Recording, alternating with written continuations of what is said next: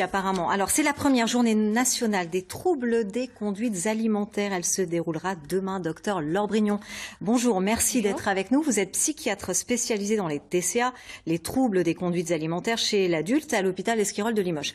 Alors, ces troubles du comportement alimentaire concernent 1 million de personnes en France. Aujourd'hui, plus de la moitié d'entre eux ne sont pas dépistés, n'accèdent donc pas aux soins. Docteur Brignon, pourquoi ce manque finalement de dépistage? Pourquoi ils n'accèdent pas aux soins, ces personnes qui sont traitées pour la boulimie ou l'anorexie? Il y a plusieurs raisons. Déjà, d'une part, il y a le fait que les professionnels sur le terrain ne sont pas forcément formés, ne sont pas forcément au courant des problématiques, ne savent pas comment dépister.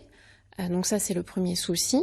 Et le deuxième problème, c'est que c'est une maladie qui est quand même... Enfin, ce sont des maladies qui sont quand même très honteuses. Et, elles font peur? Oui, elles font peur et elles font honte surtout. Même pour les soignants, ils ont un peu peur, ils ne savent pas comment les appréhender? Ah oui, alors les soignants, oui, ça leur fait très très peur, par méconnaissance, par manque de formation. Et les patients, c'est surtout la honte, beaucoup la honte, et c'est pour ça que beaucoup ne vont pas consulter. Est-ce qu'il faut dédramatiser cette prise en charge? Moi, ça me paraît primordial qu'on puisse dédramatiser, auprès des patients, mais dédramatiser aussi auprès des soignants, parce qu'il existe des mesures simples pour prendre en charge les TCA non complexes. Quoi, par exemple? Quand il commence à y avoir des régimes un peu trop stricts, quand il commence à y avoir une petite perte de contrôle au niveau des grignotages, que c'est plus seulement des grignotages, le médecin généraliste ou les psychologues de ville, les diététiciens surtout, peuvent donner quelques pistes pour pouvoir déjà permettre aux patients de mettre des petites choses en place qui vont finalement empêcher que le trouble s'aggrave. Donc ça veut dire quoi? Que les soignants, doivent être en alerte? Oui. Déjà, c'est pas le cas aujourd'hui? Pas tous. Pas tous. Il y en a qui sont très conscients, mais c'est surtout qu'à partir du moment où ils ont dépisté le problème, ils vont pas forcément savoir quoi faire. Ils sont tout de suite en panique parce que c'est quelque chose qui fait très peur.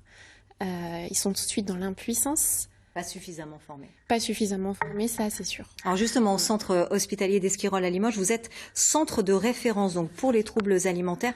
Est-ce qu'il y a suffisamment de pôles comme celui-ci? Alors non. Dans la région de Nouvelle-Aquitaine, on est le seul centre de référence qui pratique des hospitalisations complètes. Il y a d'autres centres qui pratiquent des suivis, des hospitalisations de jour. Mais pour les adultes, du moins, pour les ados et les enfants, c'est autre chose. Mais pour les adultes, on est le seul centre de référence en Limousin et le seul centre d'hospitalisation pour adultes en Nouvelle-Aquitaine. Donc c'est pas suffisant? C'est pas du tout suffisant. Aujourd'hui, on a des listes d'attente qui vont parfois jusqu'à 3-4 mois.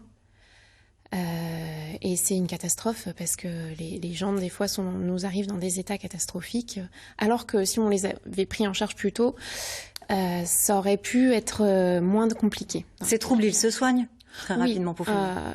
Les troubles se soignent, pour être très clair, plus ils sont pris tôt en charge, mieux ils se soignent. Merci beaucoup, docteur Brignon. Demain, tout au long de cette journée nationale, vous organisez des conférences, des ateliers, présentations de témoignages vidéo pour les professionnels, mais aussi pour le grand public. Renseignements sur journéemondialetca.fr. Merci beaucoup, Laure Brignon, d'être venue nous parler de cette première journée nationale des troubles des conduites alimentaires. Restez avec nous.